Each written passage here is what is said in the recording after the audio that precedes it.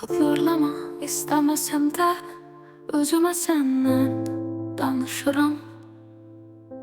Pencereme güneş doğar, mən geceye sarılaram. Küsərəm hərdən sənə, sonra yenə barışaram.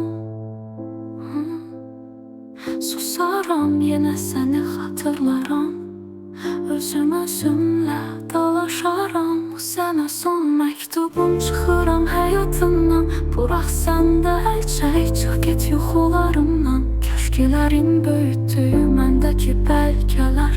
Hələ də bir ümidim var, bəlkə bir gün gələr.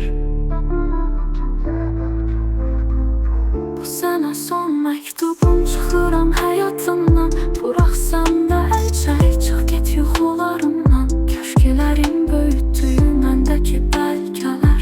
Hələ də bir ümidim var, bəlkə bir gün gələr. Xatırlama istəməsəm də özümə səndən danışıram.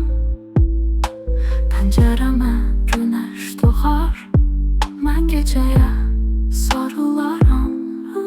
Küsərəm hərdən sənə, sonra yenə barışaram.